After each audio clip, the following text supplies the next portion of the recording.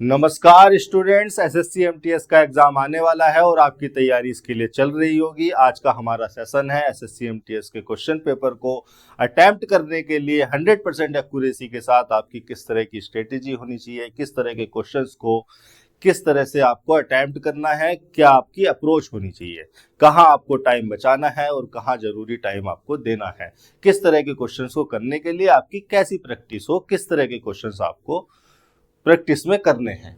इसके लिए हमने लिया है एक प्रीवियस ईयर का एसएससी एमटीएस का प्रीवियस ईयर का क्वेश्चन पेपर, जिसका सॉल्यूशन हम देने वाले हैं। और ये क्वेश्चन पेपर 4 सितंबर 2023 शिफ्ट थर्ड वाले टाइम जोन में आया था। एसएससी एमटीएस में किस तरह के क्वेश्चंस आते हैं यही बताने के लिए हमने प्रीवियस ईयर का क्वेश्चन पेपर लिया है। हम बताएंगे कि किस तरह के क्वेश्चंस को टाइम बचाते हुए आपको सही तरीके से 100% एक्यूरेसी के साथ करना है। ये रहा आपका पहला क्वेश्चन। देखिए, पहले क्वेश्चन में आपसे पूछा गया, एक बार इसको पढ़ लें। यहाँ जो ऊपर दिया गया है, जो आपको पूछा गया है, सबसे पहले वो जानना जरूरी है। एक बार तेजी से इसको पढ़ ले। The sentence given below contains some spelling error, select the option that has the correct spellings. कि सेंटेंस जो नीचे दिया गया है उसमें कुछ स्पेलिंग एरर है, आपको इन 4 ऑप्शन में से वो वाला सेंटेंस बताना है जिसमें कोई स्पेलिंग एरर ना हो।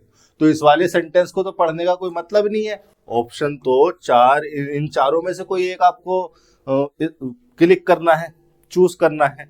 तो इस वाले को तो पढ़ना व्यर्थ है, इसमें तो स्पेलिंग एरर है ही। इन चारों में से किसी एक को देखेंगे। मेंबर्स सही लिखा हुआ है, एसोसिएशन की स्पेलिंग गलत कर दी। इसके आगे मैं सेंटेंस को पढ़ूंगा ही नहीं, क्योंकि ये तो मेरा ऑप्शन होना ही नहीं है। मेंबर्स की स्पेलिंग ही गलत कर दी, इसके आगे मैं सेंटेंस को पढ़ूंगा ही नहीं। मेंबर्स की स्पेलिंग सही है, एसोसिएशन की स्पेलिंग गलत कर दी, इसके आगे तो मैं सेंटेंस को पढ़ूंगा ही नहीं। चौथा सेंटेंस तो मैं पढ़ूंगा ही नहीं, बिना देखे ही चूज कर लूंगा, क्योंकि ऊपर के 3 में स्पेलिंग एरर है तो ऑब्वियसली चौथा ही सही होगा, पढ़ने की जरूरत ही नहीं है। फिर भी अगर आपको लग रहा है कि 2-3 सेकंड दिए जा सकते हैं तो एक बार देख लो। मेंबर्स की स्पेलिंग सही है, एसोसिएशन की स्पेलिंग सही है, सक्सेसफुली भी सही लिखा हुआ है, क्लाइंब भी सही लिखा हुआ है, पीक भी सही लिखा हुआ है, हिमालयन रेंज भी सही लिखा हुआ है। तो इस प्रकार से आपका पहले क्वेश्चन का 4th ऑप्शन हो जाएगा। दूसरे क्वेश्चन पर चलते हैं। स्पेलिंग एरर आपको बतानी थी, एक सेंटेंस आपको इसमें से छांटना था जो सही स्पेलिंग के साथ हो। दूसरे क्वेश्चन में आपसे पूछा गया है कि इन चारों सेंटेंस में से वो सेंटेंस बताना है जिसमें कोई एरर हो। मतलब बाकी के 3 सेंटेंस सही हैं, एक ऑप्शन ऐसा है, एक सेंटेंस इसमें लिखा हुआ ऐसा है जिसमें एरर है। अब आपसे एक सेंटेंस में एरर नहीं, आपको एक ही क्वेश्चन में 4 कॉमन एरर दे दी गई है, ये समझ लीजिए। एक ही क्वेश्चन 4 क्वेश्चन के बराबर है। तो टाइम बचाते हुए इसको फटाफट सिंटैक्टिकल एनालाइज करेंगे। The Mona Lisa is a famous painting. देखिए, मोनालिसा एक प्रॉपर नाउन हो सकता है, लेकिन जब हम किसी ऐसे नाउन की बात करते हैं जिसको हम बहुत ज्यादा महत्व देना चाहते हैं, इंपॉर्टेंस देना चाहते हैं, तो हम उसके सामने द आर्टिकल लगा देते हैं। ये सब्जेक्ट हो गया आपका, लिंकिंग वर्ब लगी है, उसके बाद लगा है उसका complement of famous painting by Leonardo da Vinci, by preposition जो इसका डूअर था। ये भी एक प्रॉपर नाउन हो गया, बाय प्रीपोजिशन के बाद उसका ऑब्जेक्ट। सेंटेंस आपका सही है। दूसरा ऑप्शन देखा, सी यहाँ पर सब्जेक्ट लगा हुआ है, उसके हिसाब से इज भी सही है। द ओनली पर्सन, चूंकि इज लिंकिंग वर्ब थी तो द ओनली पर्सन सी का कॉम्प्लीमेंट बन गया। ये आपको प्रैक्टिस के दौरान करना है।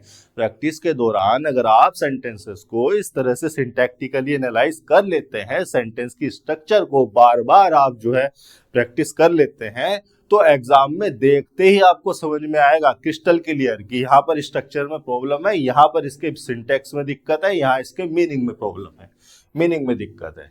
सी इज द ओनली पर्सन। अब देखिए, द ओनली पर्सन सी का कॉम्प्लीमेंट हो गया, इज लिंकिंग हमने उसे लिंक कर दिया, हु लग गया एक relative pronoun the only person के लिए, कैन हेल्पिंग वर्ब मोडाल हो गई, स्पीक मेन वर्ब आ गई, और ट्रांजिटिव नेचर की वर्ब है तो उसके बाद इसका ऑब्जेक्ट लग गया। 5 लैंग्वेजेस, ठीक है, 5 था तो लैंग्वेज में एस भी लगाया हुआ है, यहाँ भी कोई दिक्कत नहीं है।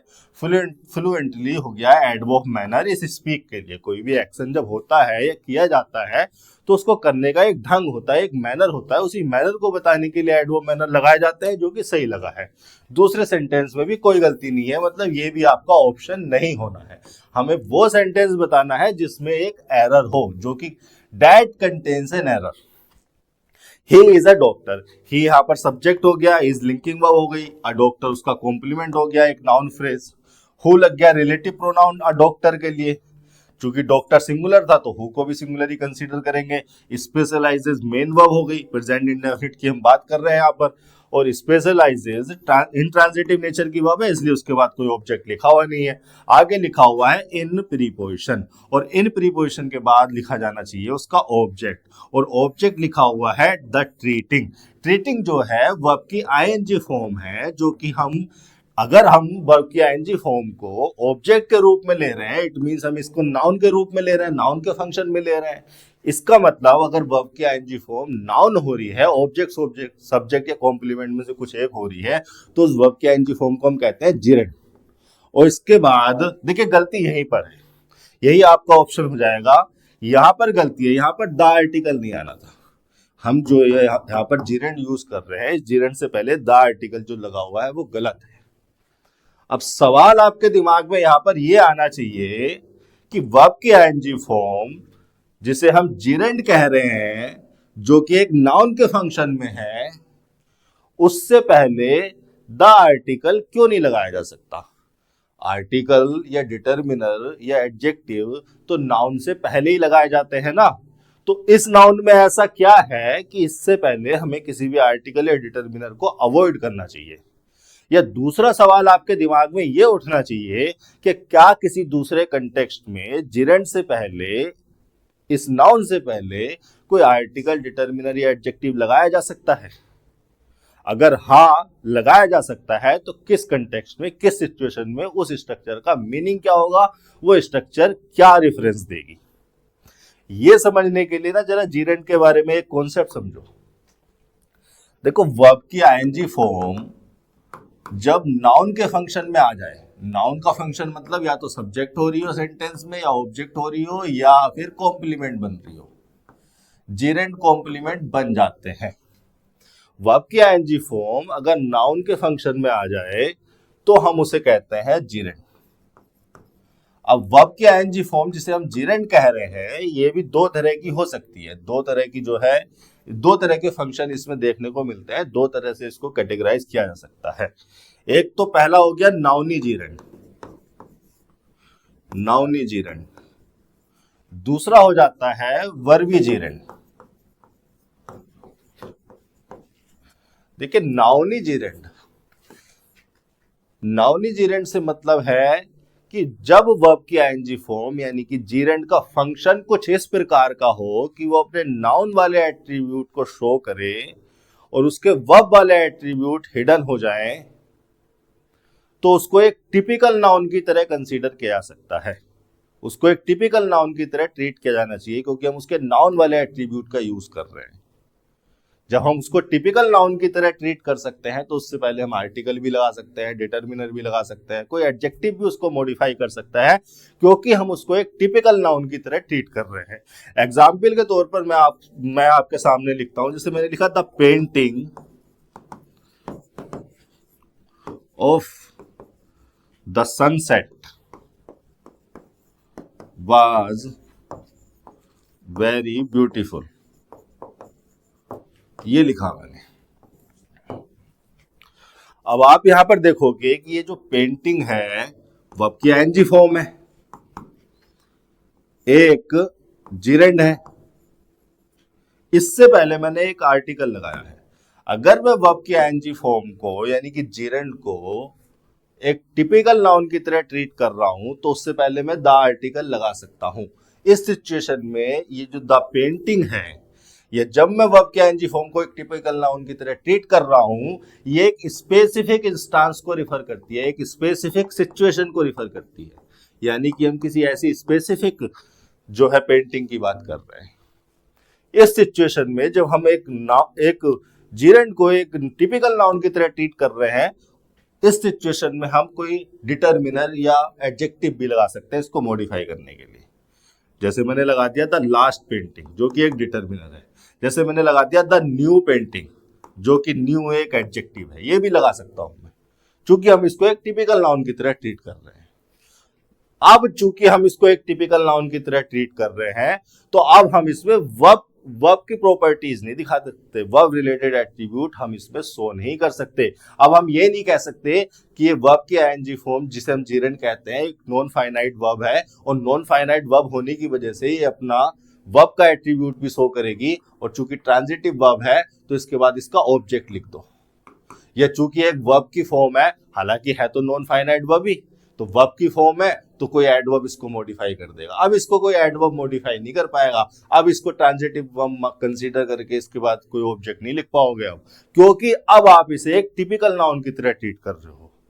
मैं फिर से रिपीट करता हूं, वर्ब की आईएनजी फॉर्म जिसे हम जीरेंड कहते हैं, अगर वो अपने नाउन वाले एट्रीब्यूट्स का यूज करे अपने फंक्शन में और उसके वर्ब वाली प्रॉपर्टीज हिडन हो जाए तो उसको एक टिपिकल नाउन की तरह ट्रीट किया जाना चाहिए। कोई डिटरमिनर, कोई एडजेक्टिव उसको मॉडिफाई कर सकता है, कोई वर्ब की प्रॉपर्टी उसमें मत दिखाने लग जाना। वहीं दूसरी ओर मैंने एक एग्जाम्पल लिखा, I enjoyed painting the sunset. आप इस सेंटेंस में देखेंगे तो ये एंजॉयड एक ट्रांजिटिव नेचर की वर्ब है, इसके बाद लिखा हुआ है इसका ऑब्जेक्ट। ऑब्जेक्ट कोई नाउन हो सकता था, हमारे पास वर्ब थी तो हमने वर्ब की आईएनजी फॉर्म बना दी, और वर्ब की आईएनजी फॉर्म को हम कहेंगे अब जीरेंड, क्योंकि ऑब्जेक्ट हो रही है, नाउन हो रही है। अब यहां इस सेंटेंस में देखेंगे तो ये जो वर्ब की आईएनजी फॉर्म है पेंटिंग, एक नॉन फाइनाइट वर्ब है, और नॉन फाइनाइट वर्ब है उसमें भी ये ट्रांजिटिव नेचर की वर्ब है। ट्रांजिटिव नेचर की वर्ब है तो ये अपने बाद अपना ऑब्जेक्ट लेगी, और इसका ऑब्जेक्ट लिखा हुआ है द सनसेट। अब इस सेंटेंस में, इस कंटेक्स्ट में हम पेंटिंग को एक नॉन फाइनाइट वर्ब, या यूं कहिए कि यहां पर इस सिचुएशन में, इस कंटेक्स्ट में पेंटिंग के बाद उसका ऑब्जेक्ट लिखा है, मतलब हम इस वर्ब के आईएनजी फॉर्म जिसको हम जीरेंड कह रहे हैं, इसके वर्ब वाली प्रॉपर्टी का इस्तेमाल कर रहे हैं, वर्ब वाले एट्रीब्यूट का यूज कर रहे हैं, इसके नाउन वाली प्रॉपर्टीज अब हिडन हो जाएंगी। अब इससे पहले आप द आर्टिकल नहीं लगा सकते, क्योंकि आपने इसको एक वर्बी जीरेंड, इसी को कहते हैं वर्बी जीरेंड। जब कोई जीरेंड अपने वर्ब वाली प्रॉपर्टीज को रिटेन करे, नाउन वाली एट्रीब्यूट्स हिडन हो जाएं, तो उसके बाद उसका ऑब्जेक्ट लिखा जा सकता है, कोई एडवर्ब भी उसको मॉडिफाई कर सकता है। इसी को हम कहते हैं वर्बी जीरेंड। चूंकि अब हम वर्बी जीरेंड की तरह ट्रीट कर रहे हैं, तो अब इससे पहले कोई द आर्टिकल या कोई भी पजेसिव डिटरमिनर या कोई एडजेक्टिव या और कोई भी डिटरमिनर जो किसी टिपिकल नाउन के लिए लगाए जा सकते थे, वो अब इसके लिए नहीं लगाए जा सकते। ये डिफरेंस होता है दोनों में। इसलिए कभी कभी आपको लिखा हुआ मिलेगा वर्ब के बाद उसका ऑब्जेक्ट, जीरेंड के बाद उसका ऑब्जेक्ट, कभी कभी आपको जीरेंड जो है आर्टिकल के साथ, डिटरमिनर के साथ मिलेगा। तो इस डिफरेंस को जरा समझें और इस्तेमाल करें अच्छे से। यहां पर आप देखेंगे तो ट्रीटिंग जो कि वर्ब की आईएनजी फॉर्म है, ऑब्जेक्ट हो रहा है इन प्रीपोजिशन का जीरेंड, उसके बाद उसका ऑब्जेक्ट लिखा हुआ है ट्रीटिंग रेयर डिजीजेस। इसका मतलब हम यहाँ पर इस जीरेंड को वर्बी जीरेंड की तरह कंसीडर कर रहे हैं, इसकी वर्ब वाली प्रॉपर्टीज का यूज कर रहे हैं। अगर हम इसकी वर्ब वाली प्रॉपर्टीज का यूज कर रहे हैं तो अब हम इसको टिपिकल नाउन की तरह ट्रीट नहीं कर सकते, अब हम इसको टिपिकल नाउन कंसीडर नहीं कर सकते, और इससे पहले द आर्टिकल नहीं लगाया जा सकता। यही इसमें गलती थी। क्वेश्चन 2 का तीसरा ऑप्शन आपको चूज करना था। फोर्थ ऑप्शन भी एक बार देख लेते हैं। आई सब्जेक्ट हो गया, सा हो गई हमारी मेन वर्ब जो कि ट्रांजिटिव नेचर की वर्ब है, उसके बाद लिखा हुआ है उसका ऑब्जेक्ट मूवी। डेट लगा हुआ है रिलेटिव प्रोनाउन मूवी के लिए, और ये सब्जेक्ट हो गया डेट हमारा, और वोन इसके लिए मेन वर्ब आ गई, सेकंड फॉर्म है, ट्रांजिटिव नेचर की वर्ब है। इसके बाद इसका ऑब्जेक्ट लिखा हुआ है द अकेडमी अवार्ड।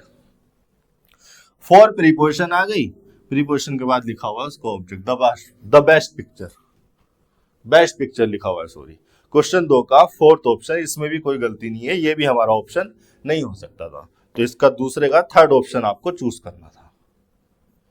ये चीजें बहुत जल्दी जल्दी हो जाती हैं अगर आपने प्रैक्टिस अच्छे से की हो। अगर आपने प्रैक्टिस सही से की है तो इतना टाइम नहीं लगता है, क्योंकि मैं आपको समझा रहा हूं तो मैं तो टाइम लूंगा ही। क्वेश्चन नंबर 3, एक सेंटेंस को 4 सेगमेंट में स्प्लिट किया गया है, हमें वो सेगमेंट बताना है जहां पर स्पेलिंग एरर है। पहले सेगमेंट देख लेते हैं। द कॉन्फ्रेंस की स्पेलिंग गलत है, कॉन्फ्रेंस की स्पेलिंग ये नहीं होती, डबल आर नहीं होता, आर होता है केवल, CONFERENCE। तो बस आगे तो सेंटेंस में पढ़ूंगा ही नहीं। तीसरे का दूसरा ऑप्शन हो गया। ठीक है, जहां पर आपको स्पेलिंग एरर मिल जाए उसके आगे पढ़ने का कोई मतलब नहीं, बस कॉन्फिडेंट हो आप कि यहीं पर स्पेलिंग एरर है। फोर्थ क्वेश्चन देख लेते हैं। ठीक है, सब्स्टिट्यूट बताना है कि ये जो ब्रैकेट में जो पार्ट है इसको कौन सा ऑप्शन सब्स्टिट्यूट कर सकता है। इंप्रूवमेंट की आवश्यकता तो है ही, क्योंकि नो इंप्रूवमेंट यहां पर कहीं पर दिया हुआ नहीं है। ऑप्शन इन चारों में से कोई एक होना है। तो मैथमेटिक्स है हमारा एक सब्जेक्ट, और ये सब्जेक्ट है एक सिंगुलर एंटिटी, एक सब्जेक्ट का नाम है, किसी सब्जेक्ट का नाम है, तो ये तो सिंगुलर एंटिटी है। जैसे कि स्टैटिस्टिक्स हो गया,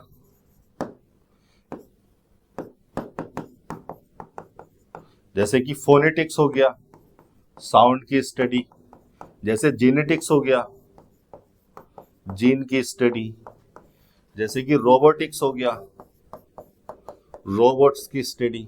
तो इनमें एस लगा हुआ होता है, और इसी एस लगे होने की वजह से कई स्टूडेंट्स को कंफ्यूजन हो जाता है कि कहीं ये प्लूरल एंटिटी तो नहीं है, लेकिन ये एक सब्जेक्ट के नाम है, सिंगुलर सब्जेक्ट कंसीडर किया जाएगा, और सिंगुलर सब्जेक्ट होने की वजह से आर तो यहां पर होगा नहीं, कुछ भी ऐसा होगा जो सिंगुलर सब्जेक्ट के लिए आ सकता हो। वर्ब भी नहीं होगा। हैज लगाने की कोशिश करोगे तो हैज होगी हेल्पिंग वर्ब, तो इसके साथ वर्ब की थर्ड फॉर्म लगानी पड़ेगी। वर्ब की थर्ड फॉर्म यहां पर है नहीं, आगे लिखा हुआ है एडजेक्टिव, जो कि कॉम्प्लीमेंट बनेगा मैथमेटिक्स के लिए। टू लर्न यहां पर लिखा हुआ है इन्फिनेटिव, 2 + V1, जो कि इस एडजेक्टिव के लगा हुआ है, तो वो जो इन्फिनेटिव हो गया वो एडवर्ब हो गया। तो हैज नहीं आ सकता, वर्ब नहीं आ सकता। वाज नॉट और इज नॉट दो ऑप्शन बचे। वाज नॉट भी नहीं आ सकता, क्योंकि अगर आपने यहाँ पर वाज नॉट लिख दिया तो आपने सिंगुलर सब्जेक्ट के हिसाब से वर्ब तो ठीक लगा दी, लेकिन आपका जो सेंटेंस है वो केवल पास्ट के टाइम के लिए वैलिड हो गया। मतलब ये क्या ऐसी इंफॉर्मेशन है जो पास्ट के लिए वैलिड थी कि मैथमेटिक्स केवल पास्ट में इजी नहीं था? भाई ये इंफॉर्मेशन तो ऐसी है जो कि परमानेंट नेचर के साथ है, परमानेंट इफेक्ट के साथ है, जो कि हमेशा वैलिड रहती है। तो जो हमेशा वैलिड रहने वाली इंफॉर्मेशन होती है उनको हम लिखते हैं प्रेजेंट इंडेफिनिट में, या प्रेजेंट सिंपल भी कह देते हैं कुछ लोग। तो यहां पर आ जाना चाहिए आपका फोर्थ ऑप्शन, इज नॉट। इतनी सी बात थी, फोर्थ का फोर्थ ऑप्शन हो जाएगा। आगे देख लेते हैं पांचवा क्वेश्चन, क्या लिखा हुआ है। वन वर्ड सब्स्टिट्यूट बताना है, जो कि आपके सामने लिखा हुआ है गिवन ग्रुप ऑफ वर्ड्स के लिए। The action of formally accusing a public official of a serious offence. देखिए ये क्वेश्चन जो है मैंने कम्युनिटी पोल में भी दिया था, तो बहुत सारे बच्चों ने एलिगेशन लगाया है इसका, जो कि बिल्कुल नहीं होना है। इसका होना है इम्पीचमेंट। इम्पीचमेंट में और एलिगेशन में, जो कि सिमिलर मीनिंग को कन्वे करने वाले वर्ड हैं, डिफरेंस है। इम्पीचमेंट बना है इम्पीच से, और इम्पीच का मतलब होता है टू फॉर्मली या ऑफिशियली, लिख देता हूं मैं, चलो, to officially accuse a public person, a public official, कोई सरकारी अधिकारी या कोई पार्लियामेंटेरियन, कोई विधायक, कोई सांसद, कोई राष्ट्रपति, कोई प्राइम मिनिस्टर, या कोई मजिस्ट्रेट, कोई जज, कोई पब्लिक प्रोसिक्यूटर, या कोई डीएम, कोई एसडीएम, कोई इंस्पेक्टर, कोई डीआईजी, कोई एसपी, कोई भी पब्लिक ऑफिशियल हो। किसी पब्लिक ऑफिशियल को अक्यूज करना कि इसने कुछ गलत किया है, जो इसकी अथॉरिटी थी, जो इसकी ड्यूटी थी, उसके हिसाब से काम नहीं किया है, यह होता है इम्पीच करना। To officially accuse a public official of a serious crime, of a serious crime. और इम्पीच करने का एक प्रोसीजर होता है, किसी पब्लिक ऑफिशियल को इम्पीच करने का एक प्रोसीजर होता है, किसी पार्लियामेंटेरियन को, किसी प्रेसिडेंट को इम्पीच करने का एक प्रोसीजर होता है। उस प्रोसीजर के हिसाब से ही उनको इम्पीच किया जा सकता है। तो ये होता है इम्पीचमेंट का मतलब। इम्पीचमेंट मतलब the activity of impeaching a public official. अगर आप बात करें इम्पीचमेंट की, तो एक स्पेसिफिकली पब्लिक ऑफिशियल के लिए यूज होने वाला वर्ड है। पॉलिटिकल डोमेन में इसका बहुत ज्यादा इस्तेमाल किया जाता है। एलिगेशन बना है अलेज से, ALLEG, अलेज होती है वाह वो, और इसका मतलब होता है to say that Someone has done something wrong or illegal without giving evidence. बिना कोई सबूत दिए, बिना कोई एविडेंस दिए ये कहना कि उस व्यक्ति ने ये गलत काम किया है, ये इलीगल काम किया है, बिना किसी सबूत के, ये होता है अलेज करना। अलेज आप किसी भी पर्सन को कर सकते हो। ये कोई ऐसा वर्ड नहीं है जो कि पब्लिक ऑफिशियल के लिए स्पेसिफिकली यूज हो। तो अलेज का मतलब हो गया to say that someone has done something wrong, done something wrong without giving evidence। जैसे पॉलिटिशियंस को आपने देखा होगा, एक दूसरे पर एलिगेशन लगाते रहते हैं, वो इन्होंने ये किया है, इन्होंने वो कर दिया, इनकी सरकार ने ऐसा कर दिया। एविडेंस वो कोई नहीं देंगे, लेकिन वो एलिगेशन लगाते रहेंगे, एलेज करते रहेंगे। इस एक्टिविटी को एलिगेशन बोला जाता है। तो यहां पर आपका पांचवे का पहला ऑप्शन होना था। बाकी के जो दो वर्ड हैं, कंडमनेशन और समन, ये भी इंपॉर्टेंट है, कहीं और किसी और सेंटेंस में क्वेश्चन में आपके आ सकते हैं। देख लेते हैं। कंडमनेशन बना है कंडम से। कंडम का मतलब हो जाएगा, ये वर्ब है, इसका मतलब हो जाएगा टू स्ट्रांगली क्रिटिसाइज समवन और समथिंग। समथिंग से मतलब कोई एक्टिविटी या कोई बिहेवियर होता है। Based on moral reasons, moral reasons के आधार पर किसी पर्सन को या किसी की एक्टिविटी को, किसी के बिहेवियर को स्ट्रांगली क्रिटिसाइज करना, कंडम करना होता है। कंडम से बना है कंडमनेशन। कंडमनेशन का मतलब हो गया द एक्ट ऑफ कंडमनिंग समवन और समथिंग। फिर एक वर्ड है आपका समन। ये भी बहुत अच्छा वर्ड है, पॉलिटिकल डोमेन में बहुत ज्यादा यूज किया जाता है। समन होती है वर्ब और इसका मतलब होता है to officially order someone. Officially नहीं, फॉर्मली लिखता हूं मैं, ठीक है, फॉर्मली ज्यादा सही रहेगा, थोड़ा ही डिफरेंस है। To formally order someone to be present somewhere. Formally किसी को ऑर्डर करना है कि आपको यहां पर प्रेजेंट होना है। समन एक वर्ब है, समन से ही बन जाता है समन्स। समन्स एक नाउन हो जाता है। समन्स का मतलब होता है an official order to appear before a जज और मजिस्ट्रेट। एक जज और मजिस्ट्रेट के सामने आने का जो ऑर्डर होता है, ऑफिशियल ऑर्डर होता है, उसको समन्स कहते हैं। कोर्ट ने समन जारी कर दिया, कहा जाता है कोर्ट से समन आया है, यानी कि अदालत ने इनको बुलाया है, इनका मुकदमा, इन पर मुकदमा चल रहा है या इन पर इनकी जरूरत है अदालत में, इसको समन्स कह देते हैं। ठीक है, क्वेश्चन पर आते हैं। तो पांचवे का पहला ऑप्शन जो है आपको यहां पर चूज करना था। छठा क्वेश्चन देख लेते हैं, क्या लिखा हुआ है। वन वर्ड सब्स्टिट्यूट बताना है गिवन ग्रुप ऑफ वर्ड्स के लिए। A number which is used to divide another number. देखिए, ये 7 को अगर हम 2 से डिवाइड करेंगे तो ये जो 2 हो गया, ये हो गया डिवीजर, और इसको हम कहते हैं डिविडेंड। 2 से काट दिया, डिवाइड कर दिया 7 को, 3 बार कटा, इस 3 को हम कहते हैं क्वोशंट। एक बचा हमारा रिमाइंडर, और ये जो नंबर है 7, 2 से पूरी तरह तो डिवाइड हो नहीं पाया, तो मैं इसको कहूंगा इनडिविजिबल। पूरी तरह से डिवाइड नहीं हो पाया ना, तो इनडिविजिबल है, क्योंकि इसमें रिमाइंडर बच गया।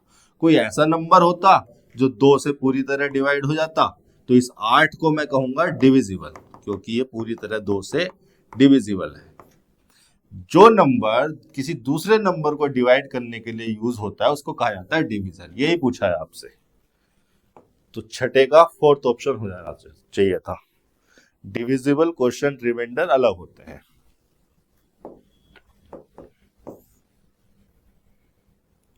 सातवें पर चल लेते हैं, क्या लिखा है। इस ईडियम का एप्रोप्रिएट मीनिंग बताना, to cut someone some slack. To cut someone some slack. देखिए, जो वर्ड है ना स्लैक, इसका मतलब है नॉट टाइट, एडजेक्टिव है एक तरीके से, नॉट टाइट या लूज।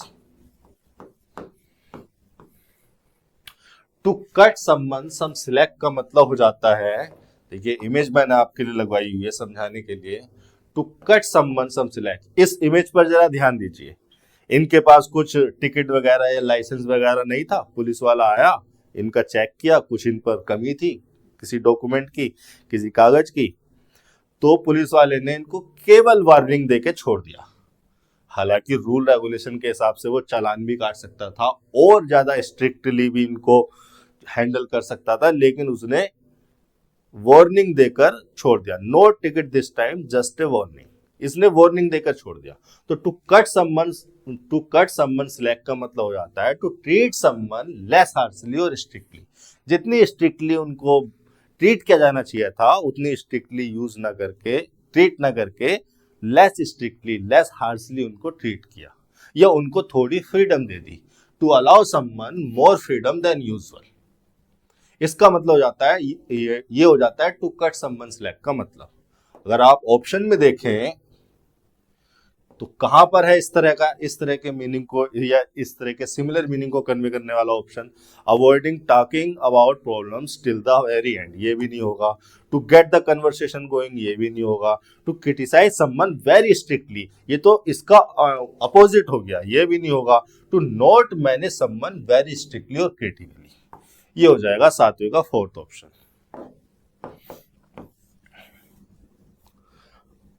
आठवां क्वेश्चन, ठीक है, एक ब्लैंक को फिल करना है। जब भी ब्लैंक को फिल करने की बात आती है पूरे सेंटेंस को हम सिंटैक्टिकली और सिमेंटिकली समझते हुए चलेंगे, देखेंगे कि कौन सा वाला जो है यहाँ पर आना है। ये चार आपको ईडियम दिए गए हैं, इन चारों ईडियम में से कोई एक ईडियम यहाँ आएगा, तो उसके लिए आपको सेंटेंस की भी समझ होनी चाहिए और इन ईडियम्स के मीनिंग भी पता हो। और ट्रेनर, ट्रेनर यहाँ पर नाउन है, आवर डिटरमिनर लगा है, ये हो गया सब्जेक्ट। आस्क्ड फॉर, यहाँ पर फ्रेजल वर्ब यूज की गई है, ट्रांजिटिव वर्ब, और ट्रांजिटिव वर्ब के बाद उसका ऑब्जेक्ट आएगा। या फिर इस तरह से कह लो कि ये जो आस्क्ड है इंट्रांजिटिवली यूज हुई है, फॉर प्रीपोजिशन आ गया, और इसको अगर कंप्लीट को फ्रेजल वर्ब मानोगे तो ये फ्रेजल वर्ब ट्रांजिटिव नेचर की होगी। बहुत सारी इंट्रांजिटिव वर्ब के साथ प्रीपोजिशन लगाकर फ्रेजल वर्ब बना दिया जाता है और उनको ट्रांजिटिवली यूज किया जाता है, एक ही बात है। तो आवर ट्रेनर आस्क फॉर, अब इसका ऑब्जेक्ट यहाँ पर आना है, यानी कि यहाँ पर जो भी लिखा जाएगा वो नाउन फ्रेज ही होगी। फिर आगे ऑन प्रीपोजिशन हो गया, उसके बाद उसका ऑब्जेक्ट लिखा है फॉर प्रीपोजिशन, फॉर प्रीपोजिशन के बाद उसका ऑब्जेक्ट लिखा है द नेक्स्ट इंफॉर्मेटिव सेशन, ठीक है। तो ये फॉर प्रीपोजिशन लगाया गया है यहाँ पर ड्यूरेशन को रिफर करने के लिए, the next informative session, duration नहीं पर्पस, पर्पस या रीजन, ठीक है। अब ये एडीएम के मीनिंग आपको पता होनी चाहिए। Chasing rainbows, to chase rainbow का मतलब, देखिए रेनबो एक ऐसी चीज है जो कि पकड़ा तो जा नहीं सकता उसको, आप उसके पीछे कितना ही भाग लो, कितना ही ऊंचा उड़ जाओ, आप रेनबो को पकड़ नहीं सकते, अचीव नहीं कर सकते। तो टू चेज रेनबो का मतलब हो जाता है टू ट्राई टू गेट और achieve something that is impossible. अगर आप किसी ऐसी चीज को अचीव करने का, पाने की कोशिश कर रहे हैं जो कि जिसको अचीव करना इम्पॉसिबल है, तो आप अपना टाइम वेस्ट कर रहे हैं। यानी कि to waste your time trying to get और अचीव समथिंग इम्पॉसिबल, ये हो जाता है टू चेज रेनबो का मतलब, या चेजिंग रेनबो उसकी वर्ब के एनजी फॉर्म लगी है। अब देखो लिख रहा है वो जीरेंट फॉर्म में, क्योंकि फॉर प्रीपोजिशन आनी है, फॉर प्रीपोजिशन के बाद ऑब्जेक्ट होना है, चेज वर्ब थी तो वर्ब को जीरेंट फॉर्म में लिख रहा है। लेकिन क्या है यहाँ पर आ सकती है? नहीं आ सकती, सिमेंटिकली गलत हो जाएगी। यहाँ पर कोई किसी इम्पॉसिबल थिंग को अचीव करने की या गेट करने की बात नहीं हो रही है, मीनिंग के हिसाब से ये नहीं आएगा। Being around the bend, actually में to be around the bend या to be round the bend, round भी यूज कर लेते हैं, अराउंड भी यूज कर लेते हैं, ये होता है इडियम। टू बी का बीइंग लगा रखा है क्योंकि प्रीपोजिशन के बाद उसको जेरेंट चाहिए। क्या ये आ सकती है? क्या होता है इसका मीनिंग? ये रहा देखिए बैंड बोला जाता है इस घुमाव को, इस टर्न को। एक्चुअली में to be around the bend या to be round the bend, ये जो इडियोमेटिक फ्रेज है, इसका ओरिजिन माना जाता है इस विक्टोरियन मेंटल हॉस्पिटल को। इमेज देखिए जरा आप, इसका ओरिजिन माना जाता है इस विक्टोरियन मेंटल हॉस्पिटल को।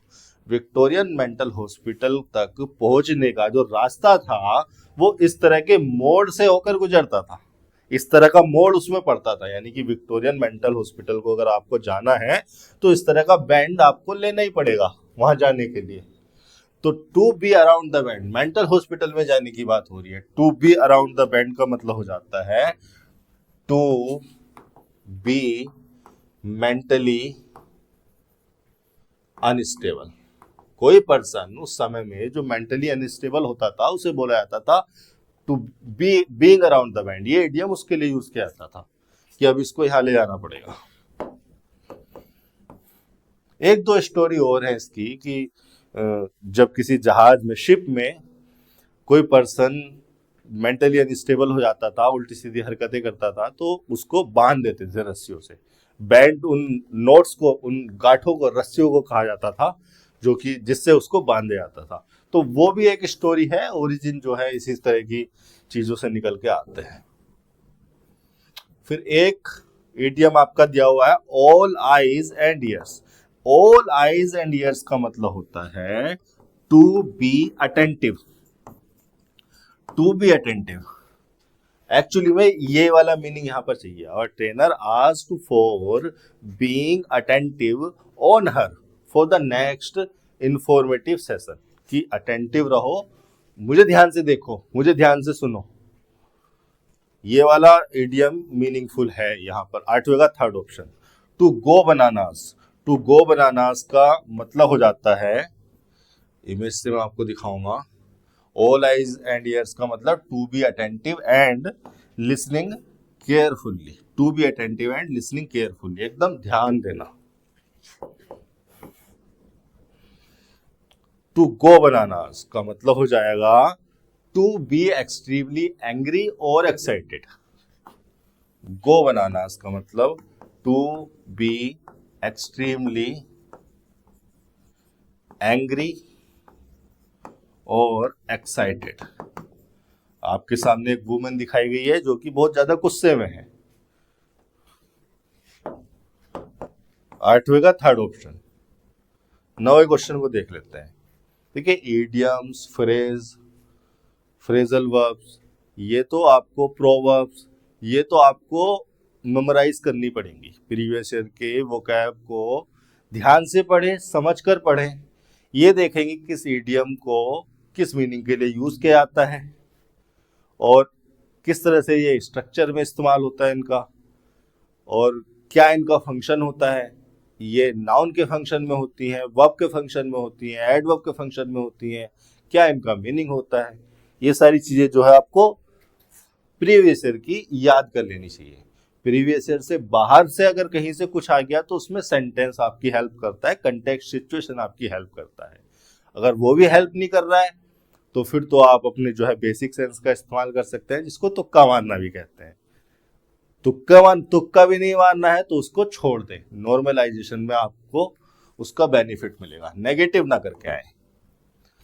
Incorrectly spelled word in the given sentence, children सही लिखा। अब देखो ये सेंटेंस, ये क्वेश्चन ऐसे दिया गया है कि इस सेंटेंस में कोई एक स्पेलिंग गलत है और चार वर्ड आपको दिए गए हैं जो कि इस सेंटेंस से हैं। इन चारों में से ऑप्शन होना है। तो स्टूडेंट्स क्या करते हैं कि चूंकि ये चार ऑप्शन यहीं से होने हैं तो सेंटेंस को नहीं पढ़ेंगे, केवल ऑप्शन को देखेंगे और फिर देखेंगे कि कौन सा वाला गलत है। जैसे कि पार्टिसिपेट की स्पेलिंग यहाँ पर गलत है, एस नहीं होता, सी होता है। लेकिन कई बार एग्जामिनर क्या करता है कि यहाँ पर कोई एक ऑप्शन, किसी एक ऑप्शन में एक ऐसा वर्ड डाल देता है जिसकी स्पेलिंग तो गलत हो। जैसे उसने डाल दिया AGGREA, एग्री। एग्री की स्पेलिंग में डबल ई होता है, लेकिन उसने क्या कर दिया, एग्री EA कर दिया। अब स्टूडेंट देखेगा यार इसकी भी स्पेलिंग गलत है, इसकी भी स्पेलिंग गलत है, अब कौन सा चूज करूं, वो कंफ्यूज हो जाएगा। आपको इस समय चेक करना है कि कहीं इनमें से कोई एक ऐसा वर्ड तो नहीं है जो इस सेंटेंस से बाहर का हो। भाई इनकरेक्टली स्पेल्ड वर्ड तो है, या करेक्टली स्पेल्ड वर्ड पूछ लेता कि इनकरेक्टली स्पेल्ड वर्ड तो है, या करेक्टली स्पेल्ड वर्ड तो है, लेकिन सेंटेंस के भीतर का होना चाहिए। सेंटेंस इसीलिए उसने लिख के दिया है कि सेंटेंस में से ही एक इनकरेक्टली को या करेक्टली स्पेल्ड वर्ड को बताना है। तो एग्जामिनर जो है इस तरह से कंफ्यूज आपको कर सकता है कि कोई वर्ड उसने बाहर का डाल दिया। इस चीज का ध्यान रखें। तो आप क्या करें, इन चारों ऑप्शन में अगर कोई ऐसी सिचुएशन मिल जाए कि 2 करेक्टली वर्ड मिल गए या 2 इनकरेक्टली स्पेल्ड वर्ड मिल गए, तो आप देख लें कि कौन सा वाला वर्ड जो है इस सेंटेंस में, इस क्वेश्चन में नहीं है, कौन सा उसने बाहर से दे दिया। बाकी तो स्टेटमेंट को पढ़ने की जरूरत नहीं है, ऑप्शन देखो और करो। 10वां क्वेश्चन क्या लिखा हुआ है, 4 पार्ट्स में 4 सेगमेंट में स्प्लिट किया गया है, बताना है कि कहां पर ग्रामेटिकल एरर होगी। ठीक है। आफ्टर, देखिए आफ्टर को यहाँ पर कंजंक्शन की तरह इस्तेमाल किया गया है। आफ्टर जब कंजंक्शन होता है तो टाइम रिलेवेंट फंक्शन में होता है, उसको एक टाइम कंजंक्शन कहते हैं। वो एक टाइम को रिफर करता है, और कौन से टाइम को रिफर करता है, वो रिफर करता है मेन क्लोज के टाइम को, कि मेन क्लोज वाली जो एक्शन है वो कब होनी है या कब हुई या कब होगी। तो मेन क्लोज वाले टाइम को कैसे रिफर करता है, कंजंक्शन है, कंजंक्शन है तो एक सबऑर्डिनेट क्लोज जोड़ी जाती है। उस सबऑर्डिनेट क्लोज में एक्शन का जो टाइम होता है उस टाइम के उस टेंस के हिसाब से ही मेन क्लोज का टेंस या स्टेट तय होती है। ठीक है। आफ्टर कंजंक्शन ने एक क्लोज को जोड़ा और उस क्लोज की मेन वर्ब का जो टेंस है उस टेंस को हम टाइम कंसीडर करेंगे, एडवर्ब ऑफ टाइम। और एडवर्ब टाइम किसके लिए, मेन क्लोज वाले एक्शन के लिए। तो क्या दिया गया है, after I complete my training programme. ये अगर आपकी टाइमलाइन है, टाइमलाइन कहता हूं मैं इसको, टाइम रिप्रेजेंट करते हैं इस पर, और ये वो पॉइंट है जहां पर आपने सेंटेंस को रिपोर्ट किया, रिपोर्ट टाइम, यानी कि ये सेंटेंस किसी से कहा या कहीं पर लिखा। और बाय डिफॉल्ट ये जो रिपोर्ट टाइम होता है यही प्रेजेंट का टाइम होता है। इससे पहले का सारा पास्ट, इससे 1 सेकंड पहले भी सारा पास्ट, और इसके 1 सेकंड बाद और आगे को सारा फ्यूचर होता है। अब देखिए आफ्टर कंजंक्शन के बाद जो कि एक टाइम कंजंक्शन है, एक टाइम क्लोज लिखी गई है। इस पूरी क्लोज को मैं एडवर्ब टाइम क्लोज कहता हूं। और ये जो कंप्लीट है ये प्रेजेंट इंडेफिनिट में है, और प्रेजेंट इंडेफिनिट क्लोज का इस्तेमाल करते हैं हम फ्यूचर में किसी पॉइंट को शेड्यूल करने के लिए, किस फ्यूचर के किसी शेड्यूल्ड पॉइंट को रिफर करने के लिए प्रेजेंट इंडेफिनिट की क्लोज का इस्तेमाल किया जाता है। यानी कि I complete my training programme future के किसी पॉइंट को रिफर करेगी। प्रेजेंट इंडेफिनिट है तो आप ये ना सोच ले प्रेजेंट के पॉइंट को रिफर कर रही है। प्रेजेंट इंडेफिनिट क्लोज का इस्तेमाल फ्यूचर में किसी शेड्यूल्ड पॉइंट, शेड्यूल मतलब डिसाइडेड, तय पॉइंट, किसी शेड्यूल फ्यूचर में किसी शेड्यूल पॉइंट को रिफर करने के लिए प्रेजेंट इंडेफिनिट की क्लोज का इस्तेमाल किया जाता है। यानी कि मेन क्लोज वाला जो एक्शन होना है वो इस वाले यहां पर कंप्लीट वाला एक्शन हुआ, यहां पर कंप्लीट वाला, complete my training programme, complete वाला एक्शन फ्यूचर में यहां पर किसी पॉइंट पर हमने शेड्यूल कर दिया, और ये जो मेन क्लोज वाला एक्शन है इस पॉइंट के आफ्टर ही होना है, ये कहा जा रहा है। और यहां पर लगाया क्या गया है, मेन क्लोज का टेंस और स्टेट आप देखेंगे तो future, future perfect continuous, future perfect continuous को इस्तेमाल किया गया है। फ्यूचर परफेक्ट कॉन्टिन्यूअस, देखिए फ्यूचर परफेक्ट कॉन्टिन्यूअस टेंस का इस्तेमाल हम तब करते हैं जब कोई एक्शन फ्यूचर के किसी पॉइंट से स्टार्ट होकर चला हो और इस पॉइंट तक चला हो। तो इस पार्शियल कंप्लीशन को दिखाने के लिए परफेक्ट, और चूंकि इस पॉइंट पर भी गोइंग ऑन है तो कंटिन्यूटी दिखा देते हैं। और चूंकि ये फ्यूचर में हो रहा है तो फ्यूचर परफेक्ट कॉन्टिन्यूअस, फ्यूचर में है, फ्यूचर के टाइम जोन में है तो फ्यूचर, और परफेक्ट इस पार्शियल कंप्लीशन को दिखाने के लिए, इस ड्यूरेशन के कंप्लीशन को दिखाने के लिए, और कंटिन्यूअस यहाँ पर गोइंग ऑन दिखाने के लिए। लेकिन हमारा जो टाइम दिया है वो आफ्टर के साथ लगा हुआ दिया है, यानी कि ये एक्शन तो इसके बाद होना है, इसके लिए तो हम फ्यूचर परफेक्ट कॉन्टिन्यूअस लगा ही नहीं सकते। तो यहाँ पर हमारा टेंस तो सही दिया है फ्यूचर, लेकिन स्टेट गलत हो गई। स्टेट हमें यहाँ पर परफेक्ट कॉन्टिन्यूअस नहीं, हमें यहाँ पर कॉन्टिन्यूअस लिखनी थी। विल बी ज्वाइनिंग हो जाएगा। आप कहोगे कि सर इंडेफिनिट भी तो लिख सकते थे, बिल्कुल लिख सकते थे बच्चा। बी ज्वाइनिंग ना लिखकर बी ज्वाइनिंग लिख रहा हूं तो मैं कंटिन्यूअस लिख रहा हूं, लेकिन इंडेफिनिट हम फ्यूचर इंडेफिनिट भी लगा सकते थे, ज्वाइन भी लगा सकते थे, I will join a team of astronaut. लेकिन अगर आप देखेंगे तो यहाँ पर एंड कंजंक्शन लगा है, और एंड कंजंक्शन लगा है ज्वाइनिंग और प्रिपेयरिंग को जोड़ने के लिए। मतलब यहाँ पर उसने कंटिन्यूअस फॉर्म यूज की है, कंटिन्यूअस फॉर्म यूज की है, तो यहाँ पर भी आप कंटिन्यूअस फॉर्म यूज करो तो ही ज्यादा सही रहेगा। तो कहां पर गलती हो जानी थी? 10वें के पहले ऑप्शन में गलती हो जानी थी। फ्यूचर परफेक्ट को या फ्यूचर परफेक्ट कॉन्टिन्यूअस को इस्तेमाल किया जाता है जब कोई एक्शन फ्यूचर में किसी पॉइंट पर कंप्लीट हो जाए, या फिर उस पॉइंट पर गोइंग ऑन हो, हम पार्शियल कंप्लीशन दिखा रहे हो। तो जो एक्शन यहां पर कंप्लीट हो गया या यहां पर गोइंग ऑन है और पार्शियल कंप्लीशन दिखाना है उस एक्शन का, तो स्टार्ट तो पहले कहीं हुआ होगा, यहां स्टार्ट हुआ होगा। उस सिचुएशन में फ्यूचर परफेक्ट या फ्यूचर परफेक्ट कंटिन्यूअस यूज कर लेते हैं। बाकी अगर सेंटेंस की आप स्ट्रक्चर समझना चाहते हैं, इसको सिंटैक्टिकली समझना चाहते हैं, तो फटाफट देख लो। आफ्टर आई कंप्लीट में ट्रेनिंग प्रोग्राम, ये कंजंक्शन लगा है, ये सब्जेक्ट हो गया, कंप्लीट ट्रांजिटिव वर्ब है, उसके बाद लिखा हुआ उसका ऑब्जेक्ट। मेन क्लोज स्टार्ट हो गई आई सब्जेक्ट से, विल लगा हुआ है विलिंगनेस दिखाने के लिए, मोडाल के रूप में या हेल्पिंग वर्ब के रूप में। हैव बीन यहाँ पर गलत हो गई थी, बी हो गई यहाँ पर ज्वाइनिंग के साथ लिखने के लिए। देखिए वर्ब की आईएनजी फॉर्म को अगर हम कंटिन्यूटी एक्सप्रेस करने के लिए यूज करता है, कंटिन्यूअस फॉर्म में यूज करता है, तो बी की फॉर्म के साथ आती है, इसलिए हम बी लिखते हैं। ज्वाइनिंग यहाँ पर ट्रांजिटिव नेचर की वर्ब है, उसके बाद उसका ऑब्जेक्ट होना चाहिए। ऑब्जेक्ट लिखा है अ टीम, और किसकी टीम? टीम को रिलेट करने के लिए ऑफ प्रीपोजिशन लगाया, बिलोंग करने के लिए एस्ट्रोनॉट से। एंड कंजंक्शन लगा दिया ज्वाइनिंग और प्रीपोजिंग को जोड़ने के लिए। प्रीपोजिंग जो है इंट्रांजिटिवली यूज हुई है, और उसके बाद लिखा हुआ है 2 + B1 इन्फिनिटिव की प्रीपेयरिंग और ज्वाइनिंग क्यों हो रही है, इनका पर्पस यानी कि रीजन बताने के लिए, ज्वाइनिंग और प्रिपेयरिंग का। To embark on a mission, embark intransitive verb है, इसलिए ऑन प्रीपोजिशन लगाया, और प्रीपोजिशन के बाद उसका ऑब्जेक्ट आ गया to Mars. To Mars, to preposition आ गई मिशन के डेस्टिनेशन को बताने के लिए, और मार्स है वो डेस्टिनेशन, लास्ट पॉइंट जिसके लिए टू प्रीपोजिशन लगाई गई। ये हो गया आपका 10वां क्वेश्चन। 11वें पर बात कर लेते हैं। The given sentence contains an error, हमें वो ऑप्शन चूज करना है जिसमें एरर को रेक्टिफाई किया गया हो। तो पहले तो एरर पहचान लो, एरर पहचान लो। अगर ऑप्शन पे ध्यान दोगे तो पता है कहां पर इंप्रूव किया गया है स्ट्रक्चर को। यहां तक स्ट्रक्चर सारे ऑप्शन में सिमिलर है, सेम है।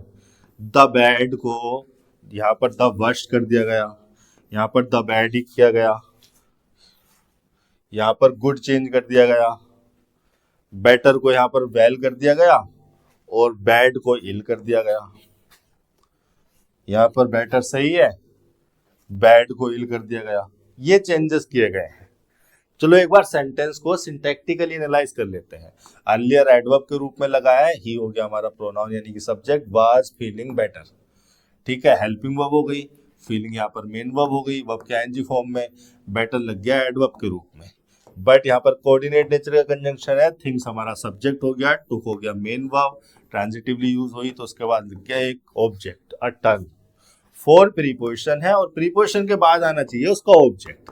लेकिन अगर आप ध्यान से देखेंगे तो ये जो बैड वर्ड है ये तो एक एडजेक्टिव है। क्या एडजेक्टिव को ऑब्जेक्ट की तरह ट्रीट किया जा सकता है? क्या एडजेक्टिव को नाउन के फंक्शन में ट्रीट किया जा सकता है? नहीं, इसीलिए ये स्ट्रक्चर गलत हो गई। आपने एक एडजेक्टिव को नाउन की तरह ट्रीट कर लिया और उससे पहले लगा दिया द आर्टिकल, ये गलत हो गया। या तो कोई इडियोमेटिक यूसेज होता, इडियोमेटिक यूसेज भी नहीं है, सिंटैक्स ही गलत हो गया। फिर क्या होना चाहिए? आप ध्यान से देखेंगे तो ये जो इल है ना, इल, ये एडवर्ब होता है। क्या एडवर्ब को नाउन की तरह ट्रीट किया जा सकता है द आर्टिकल से लगाकर? नहीं, इसलिए ये स्ट्रक्चर भी गलत है, ये स्ट्रक्चर भी गलत हो गई। यहां पर भी यही कर रखा है, इसी वजह से स्ट्रक्चर भी गलत हो गई। आप बोलोगे कि सर ये जो वर्स्ट है ये भी तो एडजेक्टिव है, इसको कैसे यूज कर लिया? इसके लिए जरा ये बात समझो।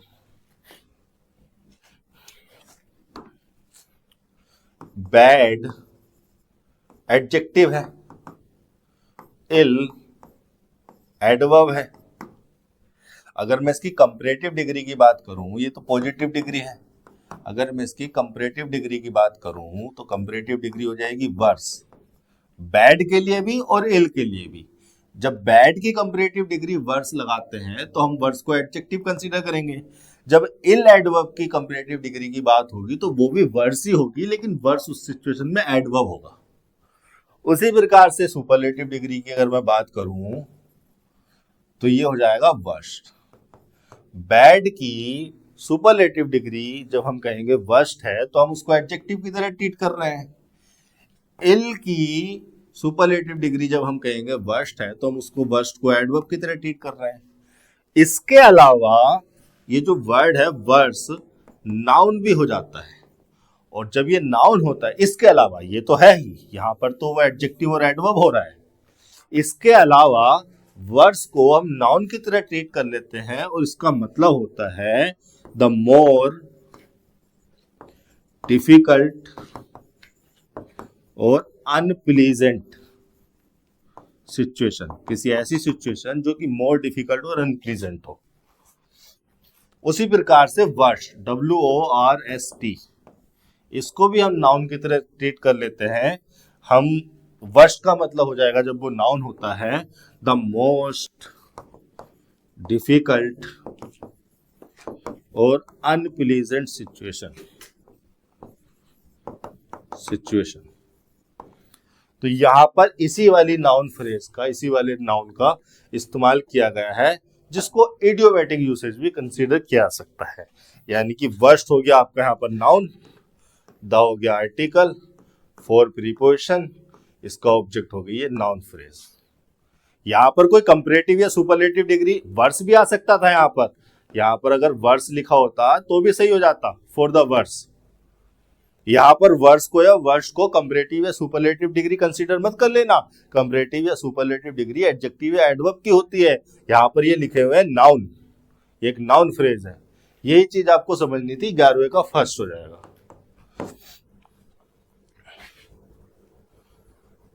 बारहवें पे चल लेते हैं। Select the most appropriate meaning of the given idiom. देखिए, ब्लेसिंग इन डिस्गाइज का मैं बात करूं तो ये जो वर्ड है ना डिस्गाइज, ये वर्ब भी हो जाता है और नाउन भी हो जाता है। जरा इमेज में देखिए, डिस्गाइज जो वर्ड है वो वर्ब भी हो जाता है और नाउन भी हो जाता है। जब डिस्गाइज वर्ब होता है तो इसका मतलब होता है to change the appearance of someone or something to hide its identity। किसी पर्सन की या किसी थिंग की आइडेंटिटी को हाइड करने के लिए उसके अपीयरेंस को किसी प्रकार से चेंज कर देना। जैसे यहाँ पर इस लड़की ने इस तरह के बाल लगाए हुए हैं, यहाँ पर लगाए हुए हैं, चश्मा पहना हुआ है, एक नकली सी नाक लगाई हुई है, तो ये लड़की क्या कर रही है, डिस्गाइज कर रही है। यहाँ पर इस लड़की ने डिस्गाइज करने के लिए एक मास्क पहन लिया किसी और लड़की का। ये लड़की क्या कर रही है, डिस्गाइज कर रही है, अपनी आइडेंटिटी को हाइड करने के लिए इसने कुछ अपनी अपीयरेंस को चेंज किया है। उसी प्रकार से डिस्गाइज जब नाउन होता है तो इसका मतलब होता है वो सब कुछ जो हम पहन लेते हैं या धारण कर लेते हैं अपनी आइडेंटिटी को हाइड करने के लिए, अपनी अपीयरेंस को चेंज करने के लिए। जैसे इस मास्क को डिस्गाइज कहा जा सकता है, इस चश्मे को, इस नाक को, इन बालों को डिस्गाइज कहा जा सकता है। Something that you put on to change your appearance for hiding your identity. किसी थिंग को भी हम डिस्गाइज कर सकते हैं, किसी कीमती चीज को जब हम मार्केट लेके जाते हैं तो कपड़े में लपेट के लेके जाते हैं। हम क्या कर रहे हैं, उसके अपीयरेंस को चेंज कर रहे हैं, हम उसकी आइडेंटिटी को हाइड करने की कोशिश कर रहे हैं। उसी प्रकार से अगर आप अपने ईडियम पर ध्यान देंगे तो blessing in disguise, blessing refer करता है किसी फॉर्चून को। फॉर्चून मतलब लकी या गुड थिंग। डिस्गाइज का मतलब हो गया कुछ भी ऐसा जो आपकी आइडेंटिटी को हाइड कर रहा हो। तो ब्लेसिंग इन डिस्गाइज का मतलब हो जाएगा कोई भी ऐसी गुड थिंग जो कि हिडन हो, शुरू में उसको उसको देखकर पता ना चले कि ये बढ़िया है, हमारे लिए फेवरेबल है, गुड थिंग है, लकी है, लेकिन बाद में जो है उसकी असलियत सामने आए और वो हमारे लिए फेवरेबल हो जाए। तो सही ऑप्शन हो जाएगा आपका something that seems good but is harmful for you. नहीं, ये तो इसका अपोजिट हो गया। Something that seems bad but provide some benefits, ये हो जाएगा कि कुछ भी ऐसा जो कि शुरू में देखने पर बुरा लग रहा हो लेकिन हमारे लिए वो फायदेमंद हो। जरा इसके लिए मैंने इमेज लगा रखी है। अ ब्लेसिंग इन डिस्गाइज का मतलब a good thing that seems bad at first but provides, एक मीनिंग तो ये हो जाएगा ब्लेसिंग इन डिस्गाइज का a good thing that seems bad at first, और दूसरा मीनिंग इसका निकल के था सिमिलर से मीनिंग है something that appears to be bad at first but it result in something very good in the end. कुछ भी ऐसा जो शुरुआत में देखने में बैड हो, बैड लगे आपको, अच्छा नहीं है, लेकिन वो किसी फेवरेबल थिंग में, किसी अच्छी थिंग में कन्वर्ट हो जाए बाद में, उसको कह देते हैं ब्लेसिंग इन डिस्गाइज। तो आपका जो ऑप्शन दिए हुए हैं, ये दूसरा ऑप्शन इस सिमिलर मीनिंग को कन्वे करता है। Something that can not be hidden from anyone, नहीं। Something that remains hidden from everyone, ये भी नहीं। 12वें का हो जाएगा दूसरा option. 13, select the most appropriate antonym of the given word. Break, divide, mend, split, breach. Mend हो जाएगा, डिवाइड भी नहीं होना है, एंटोनियम बताना है ना। मैं मेंड का मतलब होता है to repair something that is broken. कोई भी चीज जो टूट गई है, बेकार हो गई है, उसको मेंड, उसको रिपेयर कर देना, मेंड करना। तो ब्रेक का एंटोनियम हो जाएगा मेंड। ब्रीच का मतलब होता है, ब्रीच का मतलब होता है टू ब्रेक और वॉयलेट अ लॉ, प्रोमिस और एग्रीमेंट। किसी एग्रीमेंट को, किसी प्रोमिस को, किसी लॉ को ब्रेक कर देना, ब्रीच कर देना होता है। डिवाइड, स्प्लिट और ब्रीच तो इसके सिमिलर मीनिंग को कन्वे कर रहे हैं। मैंड है इसका अपोजिट मीनिंग, यानी कि एंटोनियम। 13 का हो जाएगा दूसरा ऑप्शन। 14 पर बात कर लेते हैं।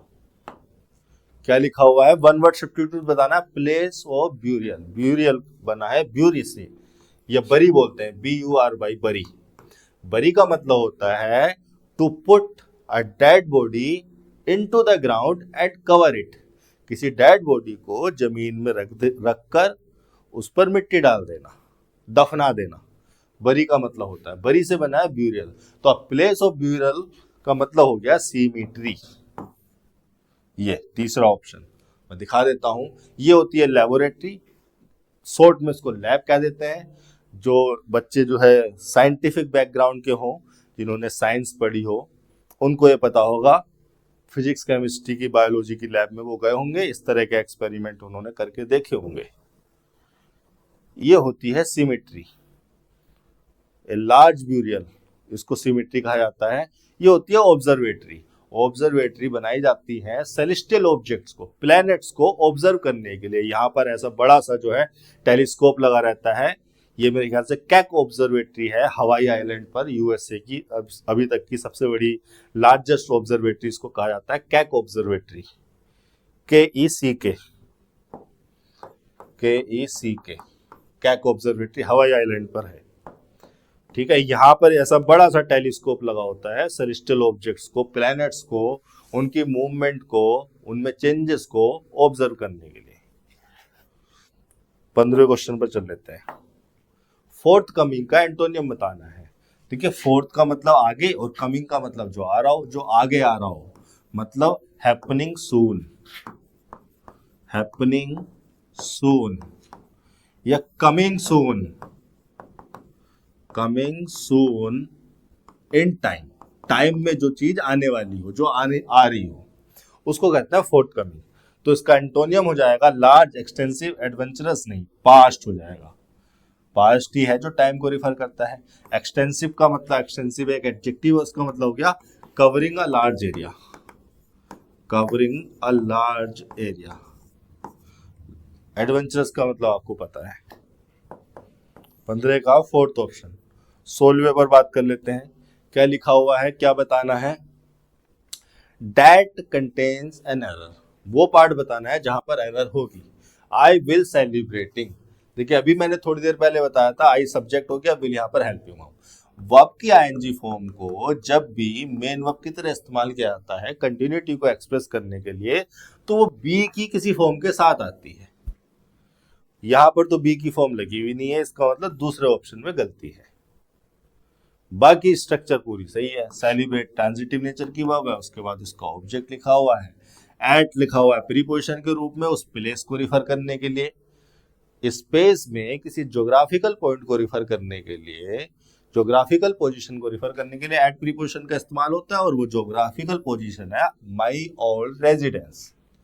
रेजिडेंस नाउन हो गया, ओल्ड हो गया इस नाउन के लिए एडजेक्टिव, माई लग गया डिटरमिनर, नई पोजीशन दिखाने के लिए पॉजिटिव डिटरमिनर। एज यूजुअल क्या लिखा हुआ है, यूजुअल एडजेक्टिव है, और एज को आप है तो वैसे ये स्ट्रक्चर अलग ही, ये स्ट्रक्चर ऐसे रही होगी, as it is usual. As यहां पर कंजंक्शन रहा होगा सिमिलैरिटी को बताने के लिए कि कैसे हमने सेलिब्रेट करना है जैसे यूजुअल वे में करते हैं, और इट यहाँ पर सब्जेक्ट रहा होगा, इज यहाँ पर लगी होगी लिंकिंग वर्ब, और यूजुअल रहा होगा एडजेक्टिव, इस इट के लिए कॉम्प्लीमेंट। अब इस स्ट्रक्चर को छोटा करते करते हम यहाँ पर आ गए, इसको बोलते हैं इलिप्सिस। इलिप्टिकल कंस्ट्रक्शन में इलिप्टिकल प्रिंसिपल्स के अनुसार, इलिप्सिस प्रिंसिपल के अनुसार किसी सेंटेंस से उस पार्ट को एलिमिनेट कर दिया जाता है जिस पार्ट को सेंटेंस के कंटेक्स्ट से ही समझा जा सकता है, जिस वर्ड के मीनिंग को सेंटेंस के कंटेक्स्ट से समझा जा सकता है, उसको धीरे धीरे स्पीकर हटाते रहते हैं और वो जो है सेंटेंस से गायब हो जाता है, और एक तरह का इडियोमेटिक यूसेज ही है एज यूजुअल। अब एज यूजुअल को अगर मुझसे पूछे कोई तो मैं कैसे कहूंगा, मैं कह दूंगा यूजुअल एडजेक्टिव है और एज लग गया उससे पहले एडवर्ब, सिमिलैरिटी को रिफर करने के लिए। लेकिन शुरुआत में ये स्ट्रक्चर ऐसी रही होगी। पुरानी किताबें अगर उठा के कहीं पढ़ोगे तो यही लिखा हुआ आएगा, नई किताबें पढ़ोगे तो ऐसे लिखा हुआ जाएगा। 16 के दूसरे में एरर है। आगे चलते हैं, 17वां क्वेश्चन। ठीक है, पार्ट में डिवाइड किया गया है, बतानी है कहां पर एरर है, और एरर नहीं है तो नो एरर लगा दो, ऐसा बोला गया है। Why don't you throw this paper on the dustbin, ये डस्टबिन है, ये वो डस्टबिन है जो आपने ऑफिस वगैरह में रखी हुई देखी होगी, कोचिंग वगैरह में पेपर इसी डस्टबिन में डाले जाते हैं। वैसे तो डस्टबिन कई प्रकार की हो सकती है, ऑफिस वगैरह में आपको ये रखी हुई मिलती है। भाई लग गया एक एडवर्ब, WH वर्ड से क्वेश्चन की शुरुआत कर रहे हैं, इंटरोगेटिव स्ट्रक्चर है। डू नॉट, डोंट का मतलब हो गया डू नॉट। अब देखिए नोट एडवर्ब को मेन वर्ब से पहले लगाया जाता है, यानी कि अगर डू नॉट अगर हम लिखते हैं तो नोट को लगाते हैं यहाँ पर, लेकिन जब हम कॉन्ट्रैक्टेड फॉर्म लिखते हैं तो हमें नोट को डू के साथ ही लिखना होता है, डोंट लिखना होता है, तो हम इसको सब्जेक्ट से पहले इस तरह से लिख देते हैं। हेल्पिंग वर्ब तो अपना स्थान छोड़ेगी नहीं, एडवर्ब नोट को ही यहाँ लाना पड़ेगा चिपकाने के लिए, और ये हो गया डोंट नेगेटिव मीनिंग को कन्वे करने के लिए। यू आपका सब्जेक्ट हो गया, थ्रो लग गई मेन वर्ब, मेन वर्ब चूंकि ट्रांजिटिव नेचर की वर्ब थी तो इसके बाद लिखा हुआ है उसका ऑब्जेक्ट। अब देखिए ऑन प्रीपोजिशन लगाया जाता है किसी सरफेस को रिफर करने के लिए, यहाँ पर हम किसी सरफेस को रिफर नहीं कर रहे हैं। हमारा जो ऑब्जेक्ट है वो एक ऐसा ऑब्जेक्ट है जो कि एक क्लोज्ड बाउंडेड ऑब्जेक्ट है, एक कन्फाइंड प्लेस है, तो इसके लिए कन्फाइंड प्लेस के लिए हम यूज करेंगे इन, ऑन नहीं आएगा, तो यहीं पर गलती थी। ये हो जाएगा 17 का पहला पार्ट, पहले ऑप्शन में गलती है, 17 के पहले ऑप्शन में गलती है। 18वें पर बात कर लेते हैं, क्या पूछा गया है, एक ईडियम आपको दिया गया है और ईडियम का मीनिंग आपसे पूछा गया है, बीट अराउंड द बुश। देखिए बुश का मतलब होता है झाड़ी, में दिखा देता हूं आपको। बीट का मतलब होता है पीटना, मारना। ये है आपकी इमेज, ये बुश है, ये बुश है, और ये यहाँ पर इनके हाथ में कुछ ऑब्जेक्ट है बीट करने के लिए। एक्चुअली में इस इडियम का ओरिजिन मेडिवल टाइम से हुआ है या पुराने समय से हुआ है। उस समय में बुश में झाड़ियों में छिपे हुए छोटे छोटे एनिमल को हंट करने के लिए इस एक्टिविटी को किया जाता था। लोग क्या करते थे, इस बुश के आसपास जो है डंडे से, लाठी से जो है बीट करते थे, ताकि इसमें जो छुपा हुआ एनिमल है वो निकल के बाहर को आ जाए और उसको पकड़ा जा सके या उसको हंट किया जा सके खाने के लिए। वो इसको क्यों नहीं मारते थे, वो डायरेक्ट बुश पे क्यों नहीं मारते थे? वो इसलिए क्योंकि हो सकता है बुश में छोटे छोटे उसके बच्चे हों या अंडे हों जो मर जाए, तो हमारे फ्यूचर में जो हमारा फूड बन सकता है, भोजन बन सकता है, वो बचपन में खत्म हो जाए, छोटे छोटे खत्म हो जाए।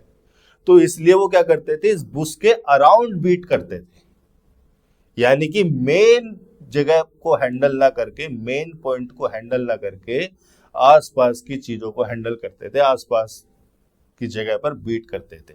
वहीं से जो है इसका मेटाफोरिकल सेंस निकल के आया और ये इडियम बन गया। और बीट अराउंड द बुश का मतलब हो गया टू टू टॉक या to discuss something without coming to the main point. अगर आप किसी से कोई बात डिस्कस कर रहे हो, मेन पॉइंट पर आप नहीं आ रहे हो, बाकी इधर उधर की बातें बताए जा रहे हो, तो वो आपको कहेगा don't beat around the Bush.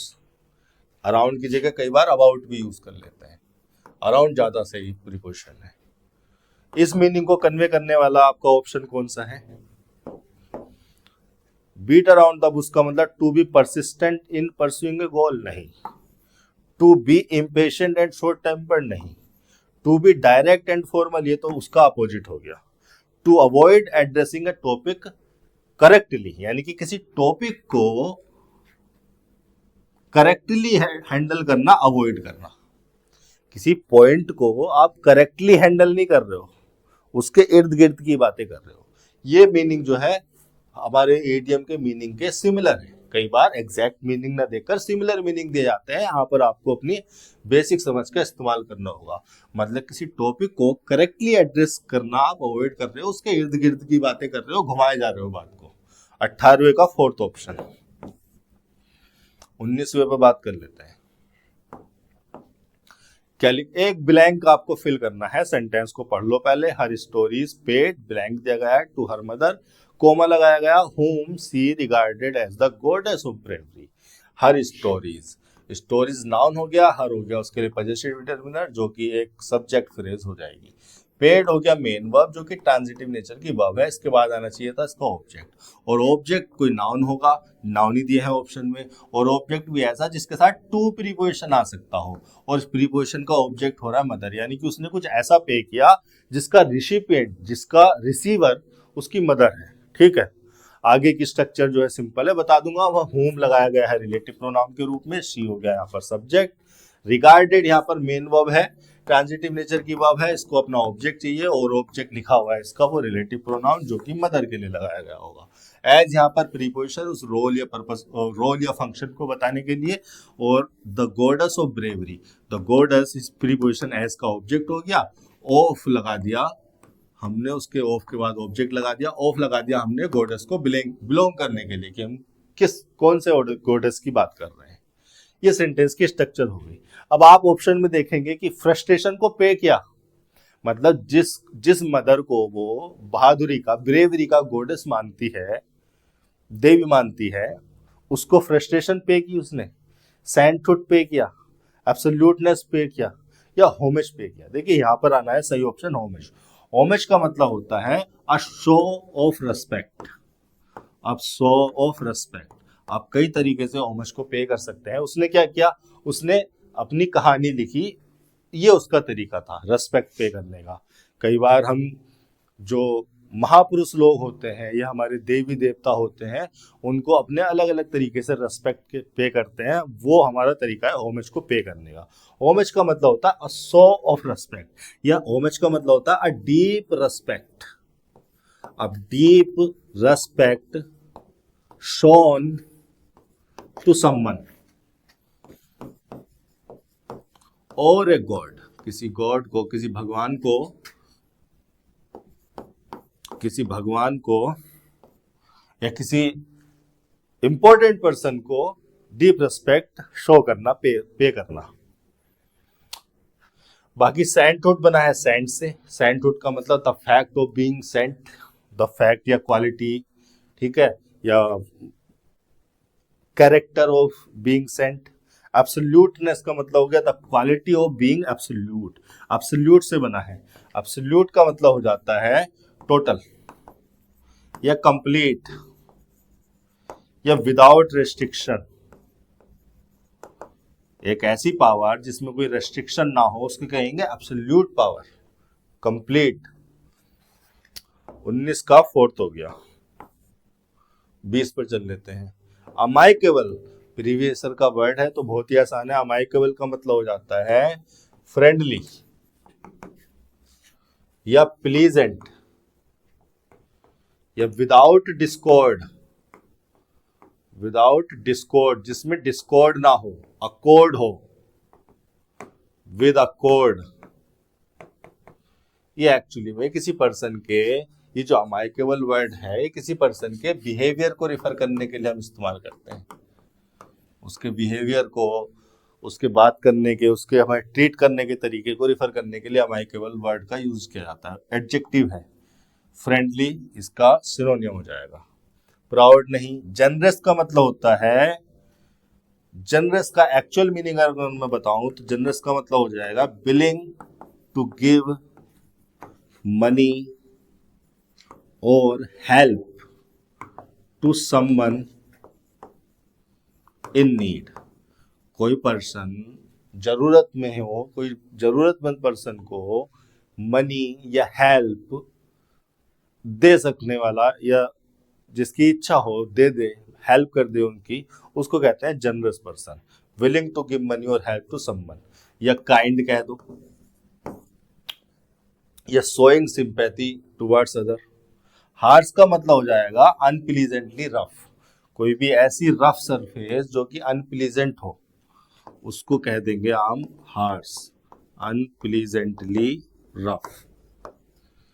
Harsh का एक और मीनिंग हो जाएगा अनकाइंड। किसी अनकाइंड बिहेवियर को हार्श कह देंगे, अनकाइंड अनप्लीजेंट बिहेवियर को हार्श कह देंगे। तो 20वें का फर्स्ट हो जाएगा, पहला ऑप्शन सही है। एक कॉम्प्रिहेंशन आपको दिया गया है, क्लोज टेस्ट आपको दिया गया है। क्लोज टेस्ट होता है एक कॉम्प्रिहेंशन, कॉम्प्रिहेंशन बना है कॉम्प्रिहेंड से। कॉम्प्रिहेंड का मतलब होता है टू अंडरस्टैंड समथिंग। तो अगर आप इन लिखे हुए शब्दों को, इस पैराग्राफ को नहीं समझते हो तो आप 100% एक्यूरेसी के साथ क्लोज टेस्ट को कर नहीं सकते। जरूरत से ज्यादा आसान दे दिया जाए तो अलग बात है, लेकिन इस उम्मीद में मत बैठो कि कोई भी चीज आपके लिए आसान कर दी जाएगी आपको चुनने के लिए। वो तो कोशिश यही करेंगे कि ज्यादा से ज्यादा जो है आपको कंफ्यूज किया जा सके। इतना ज्यादा भी नहीं कि एसएससी के डोमेन से, एसएससी के स्कोप से बाहर चला जाए क्वेश्चन पेपर। कहने की बात है कि क्लोज टेस्ट रीडिंग कॉम्प्रिहेंशन का हिस्सा है। अगर आपकी कॉम्प्रिहेंशन स्किल्स इंप्रूव नहीं है तो आपको क्लोज टेस्ट 100% एक्यूरेसी के साथ करने में दिक्कत होगी, क्योंकि अगर आपको ये शब्द समझ में नहीं आ रहे हैं तो आप चुन नहीं पाओगे कि ब्लैंक में क्या लगाना है। आपके कॉन्सेप्चुअल अंडरस्टैंडिंग, आपके ग्रामर के कॉन्सेप्ट आपकी हेल्प करते हैं, आपकी वोकैबुलरी आपकी हेल्प करती है, लेकिन क्लोज टेस्ट आपको दिया गया है ये चेक करने के लिए कि आप अपने ग्रामर के कॉन्सेप्ट्स का, आप अपनी वोकैबुलरी की समझ का किसी पर्टिकुलर कंटेक्स्ट में, किसी स्पेसिफिक सिचुएशन में इस्तेमाल कर पाते हैं या नहीं। आप किसी लिखी हुई इंफॉर्मेशन को पढ़ने के साथ साथ कितना तेजी से समझ पाते हैं, ये सब चेक करने के लिए आपको क्लोज टेस्ट दिए जाते हैं। तो अपनी रीडिंग स्किल्स को जो है इंप्रूव कीजिए। क्या लिखा हुआ है? Once there was a boy who became bored when he watched over the village sheep. sheep का मतलब आपको पता है भेड़ होती है, ठीक है। अब यहाँ पर ऑप्शन में आपको 4 वर्ब की आईएनजी फॉर्म दी गई है। ये वर्ब की आईएनजी फॉर्म इनमें से कोई भी एक यहाँ पर आएगी, यहाँ पर कोई वर्ब की आईएनजी फॉर्म आएगी, और वो वर्ब की आईएनजी फॉर्म आएगी शीप के लिए। वर्ब की आईएनजी फॉर्म इस शीप के लिए आएगी। शीप अगर नाउन है तो ये आएगी यहाँ पर प्रेजेंट पार्टिसिपल के फंक्शन में, और प्रेजेंट पार्टिसिपल एडजेक्टिव जिसे हम कहते हैं एडजेक्टिव के फंक्शन में होता है। एक ऐसा एक्शन होता है जिसको ये शीप कर रही होती है, यानी कि ये नाउन इसका डूअर होता है। तो इनमें से कौन सा वाला एक्शन है जो शीप यानी कि भेड़ कर सकती है? लाफिंग कर सकती है क्या? रिसीविंग कर सकती है क्या? देखिए मैं बताऊं, रिसीविंग जो है एक ट्रांजिटिव नेचर की वर्ब है और इसके बाद इसका ऑब्जेक्ट होना चाहिए।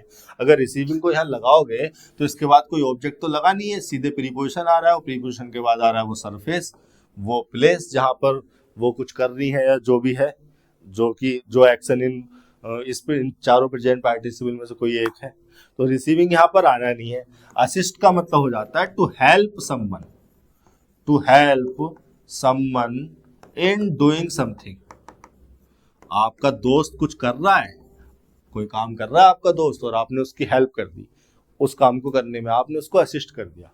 तो ये असिस्ट वाला काम भी जो है शीप कर नहीं सकती, लाफिंग वाला काम भी नहीं कर सकती, रिसीविंग वाला भी नहीं कर सकती। यहाँ पर वो कर रही है ग्रेजिंग। ग्रेज का मतलब होता है to eat grass directly from the ground. Graze का मतलब to eat grass directly from the ground.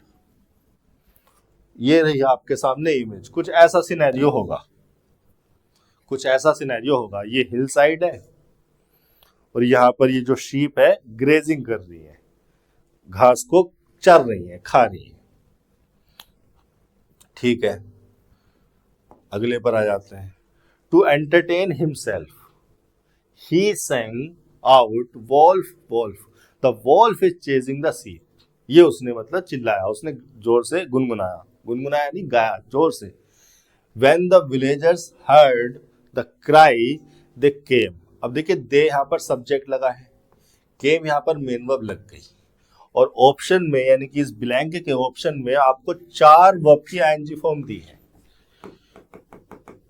और यहाँ पर अगर कोई भी वर्ब की आईएनजी फॉर्म लगाओगे, देखिए केम जो वर्ड है ये तो इंट्रांजिटिव नेचर की वर्ब है, तो इसके बाद इसका ऑब्जेक्ट तो आना नहीं है। और यहाँ पर अगर कोई वर्ब की आईएनजी फॉर्म आनी है तो ऑब्जेक्ट तो है नहीं इसका। ट्रांजिटिव होता तो हम कह देते ऑब्जेक्ट लिखा है साहब, इसका जिरेंड हो गया। वर्ब हमारी केम इंट्रांजिटिव है तो ऑब्जेक्ट तो आना ही नहीं है। यानी कि ये जो वर्ब की आईएनजी फॉर्म लिखी गई है ये लिखी गई है प्रेजेंट पार्टिसिपल के फंक्शन में। और प्रेजेंट पार्टिसिपल वर्ब की आईएनजी फॉर्म जिसे हम एडजेक्टिव कहते हैं, जिस नाउन के लिए या प्रोनाउन के लिए लगाया जाता है वो नॉन प्रोनाउन उनका डूअर होता है। तो क्या कहा जा रहा है? दे केम, वे आए। लेकिन ये जो वर्ब की आईएनजी फॉर्म प्रेजेंट पार्टिसिपल लगाई गई है दे के लिए लगाई गई है और प्रेजेंट पार्टिसिपल एक ऐसा एक्शन होता है जो कि बैकग्राउंड में चल रहा होता है मेन वर्ब के साथ। जैसे कि मैं अभी बोल भी रहा हूं और मैं हाथ भी हिला रहा हूं, तो मेरा बोलना मेन एक्शन हो गया और मेरा हाथ हिलाना ये बैकग्राउंड में मैं कर रहा हूं साथ ही साथ में। तो ऐसा एक्शन जो बैकग्राउंड में मेन वर्ब वाले एक्शन के साथ, मेन एक्शन के साथ चल रहा हो, उसी एक्शन को हम प्रेजेंट पार्टिसिपल के द्वारा, एडजेक्टिव के द्वारा रिफर कर सकते हैं, एक्सप्रेस कर सकते हैं। यानी कि उन्होंने केम वाली एक्टिविटी तो की, लेकिन केम वाली एक्टिविटी के साथ साथ उन्होंने कोई और एक्टिविटी भी की जिसको करते हुए वो हिल पर आ गए। तो क्या करते हुए आए? वो ड्राइविंग करते हुए आए होंगे। चलो कार निकालो, ड्राइव करके चलते हैं हिल साइड पर। वॉकिंग डाउन, रनिंग डाउन और रनिंग अप एक जैसी वर्ड लिखी है, लेकिन अगर ध्यान दोगे तो यहाँ पर एडवर्ब बिल्कुल अलग लिखे हैं। यहाँ पर इन दोनों ऑप्शन में डाउन एडवर्ब लिखा है और यहाँ पर लिखा हुआ अप एडवर्ब। अगर आप ध्यान से देखेंगे यहाँ पर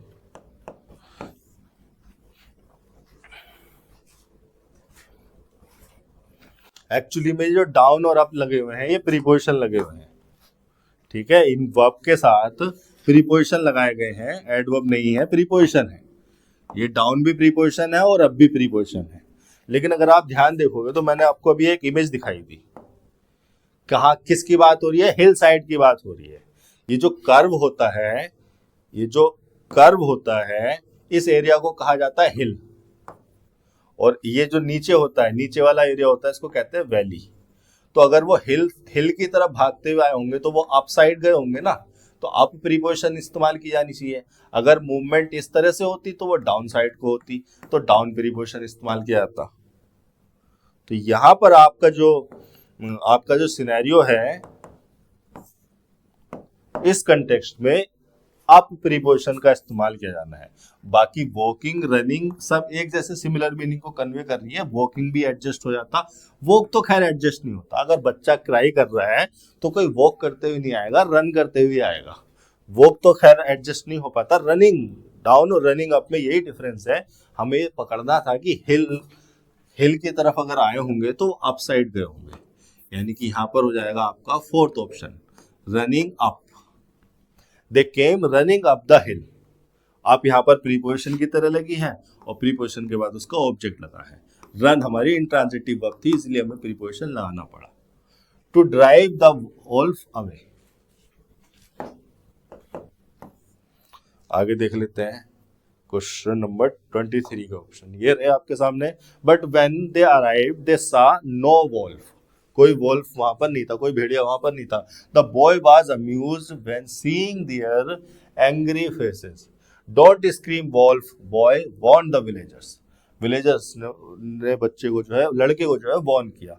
when there is no wolf they angrily went back down the hill. देखिए अप डाउन इस्तेमाल किया जा रहा है उस नीचे वाली मूवमेंट को रेफर करने के लिए। Later the shepherd boy cried out once again wolf wolf. The wolf is chasing the sheep. उसने दोबारा से वही हरकत की। When the villagers came, they saw there was no wolf. They said strictly, save your cry. और ये cry हो गया नाउन। वही सेव हमारा क्या था, ट्रांजिटिव नेचर की वर्ब थी, इंपेरेटिव क्लोज लिखी हुई है। उसके बाद लिखा हुआ उसका object your cry. Cry noun हो गया, योर डिटर्मिनर हो गया, यानी कि यहाँ पर जो भी लगाया जाना है एडजेक्टिव लगाया जाना है क्राई के लिए। तो कौन सा वाला एडजेक्टिव आएगा? लाफेबल क्राई था? नहीं। फनी क्राई था? नहीं। देखिए मफल्ड वर्ब लगी हुई है, वर्ब की थर्ड फॉर्म MUFFLE। मफल का मतलब होता है टू से समथिंग,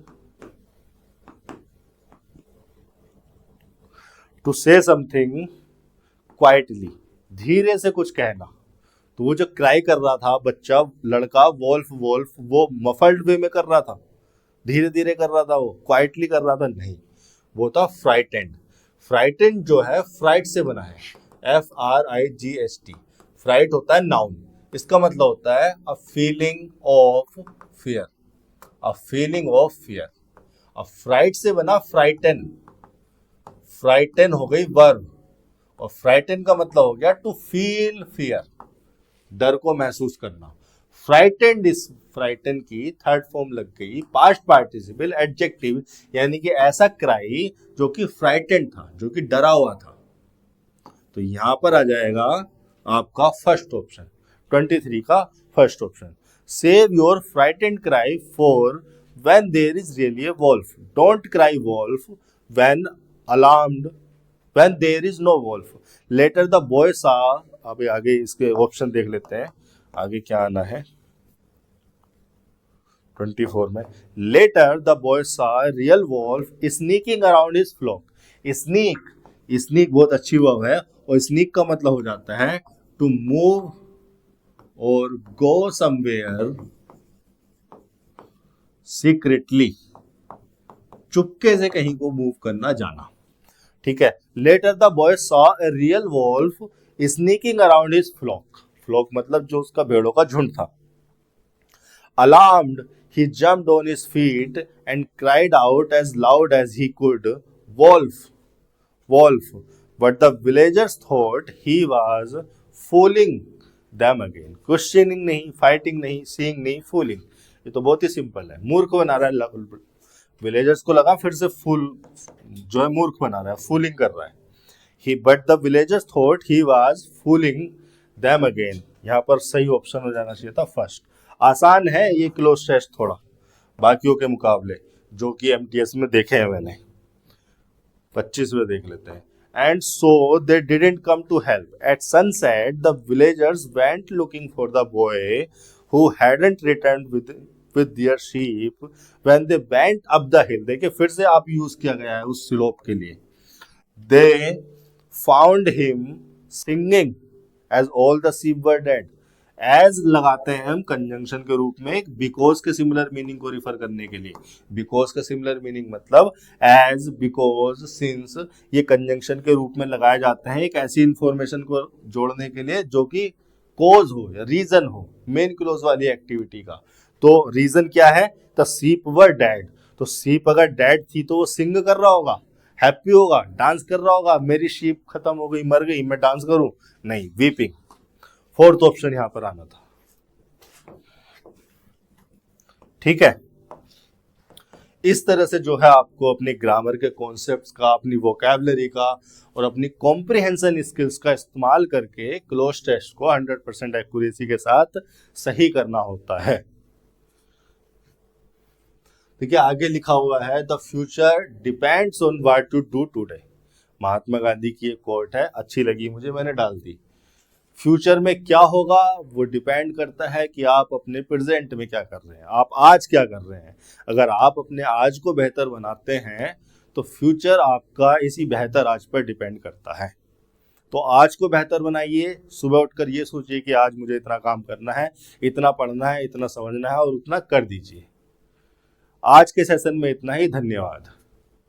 अगर आपको किसी भी क्वेश्चन से, सेंटेंस से कोई भी दिक्कत है, कहीं पर भी आपका डाउट है तो मुझे कमेंट सेक्शन में लिख सकते हैं। मैं हमेशा अवेलेबल होता हूं क्यूरियस स्टूडेंट्स के लिए। आज के सेशन में इतना ही, धन्यवाद।